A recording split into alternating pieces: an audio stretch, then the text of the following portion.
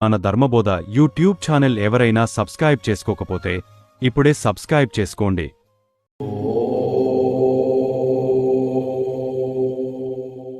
శని జయంతి మరియు అమావాస్య కలిసి ఒకే రోజు రావడం శనైశ్చరి అమావాస్య జ్యోతిష్య శాస్త్రంలో అత్యంత అరుదైన శక్తివంతమైన కలయిక. ఈ పవిత్రమైన రోజున శని దేవుడిని పూజించడం మరియు పరిహారాలు చేయడం వల్ల ఏల్నాటి శని, అష్టమ శని మరియు సమస్త గ్రహ దోషాల నుంచి విముక్తి పొందవచ్చు. ఈ కలయిక యొక్క ప్రాముఖ్యత. కర్మ ఫలదాత శని భగవానుడు మన కర్మలకు తగిన ఫలితాలను ఇచ్చే న్యాయమూర్తి. పితృదోష నివారణ అమావాస్య పితృదేవతలకు ప్రీతికరమైన తిథి కాబట్టి ఈ రోజున శని పూజతో పాటు పితృతర్పణాలు చేయడం వల్ల పితృదోషాలు తొలగిపోతాయి.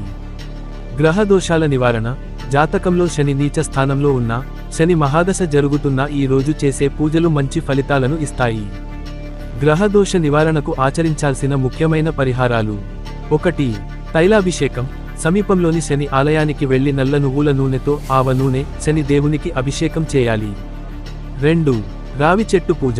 సాయంత్రం వేళ రావి చెట్టు పీపల్ కింద ఆవ నూనెతో దీపం వెలిగించి నల్ల నువ్వులు సమర్పించి 7 ప్రదక్షిణలు చేయాలి.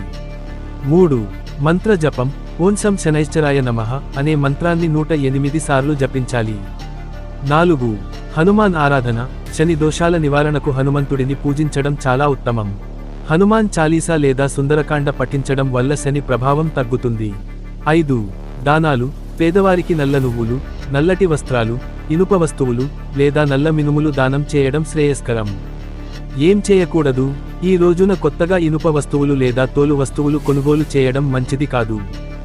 ఎవరినీ కించపరచవద్దు, ముఖ్యంగా వృద్ధులు, కార్మికులను గౌరవించాలి.